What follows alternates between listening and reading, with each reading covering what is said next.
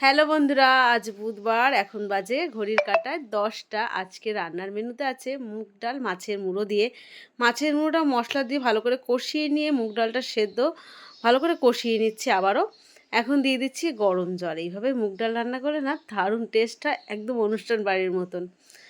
তো ভালো করে নাড়াচাড়া দিয়ে দিচ্ছি। আর রান্নাবান্না আজকে আমি সকাল থেকেই শুরু করে দিয়েছি, চা খেয়ে একটুও সময় নষ্ট করিনি।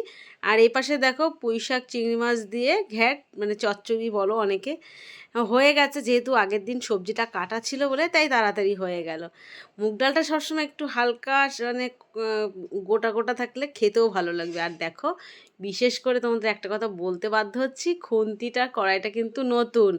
আমার যে কড়াই ছিল সব আমি পাল্টিয়ে আমি এই স্টিলের কড়াই এনেছি। স্টিলের কড়াই আমার রান্না করার অনেক দিনের শখ। সবাই ননস্টিকের কড়াইতে রান্না করতে চায়, আমি কিন্তু স্টিলের কড়াইতে রান্না করার জন্য আমি কালকেই কিনে এনেছি, তোমাদের সাথে শেয়ার করিনি।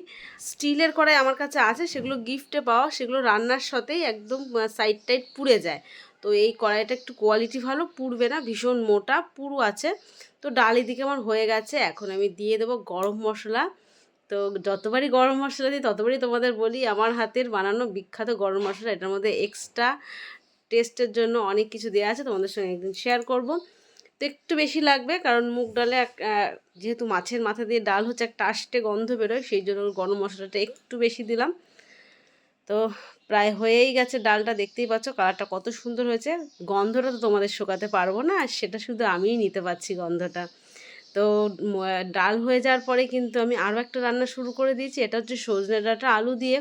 পেঁয়াজটা কিন্তু আমি আজকে একটু নতুনভাবে দিলাম, আর সর্ষে পোস্ত টমেটোটা বেটে নিয়েছিলাম, সেটা এখন দিয়ে ভালো করে নাড়াচাড়া দিয়ে একদম গ্যাসের জোর কমিয়ে ঢাকা চাপা দিয়ে দেবো। এইভাবেই কিন্তু সজনে ডাঁটাটা ভালো লাগে খেতে। দেখো ফাইনালি হয়ে গেছে, সেদ্ধও হয়ে গেছে। তো এই গরমে কিন্তু সজনে ডাঁটা খাওয়া খুবই ভালো। এই গরমে সজনে ডাঁটা খেলে অনেক রোগ থেকে মুক্তি পাওয়া যায়, শরীর ঠান্ডাও থাকে।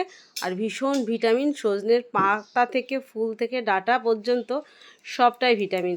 তো যাই হোক, আমার রান্না হয়ে গেছে। তো আজকের রেসিপিগুলো তোমাদের কেমন লাগলো, ছোট্ট একটা মিনি ব্লগের মধ্যে তোমাদের শেয়ার করলাম। তো ভালো থেকো, সুস্থ থেকো, বাই।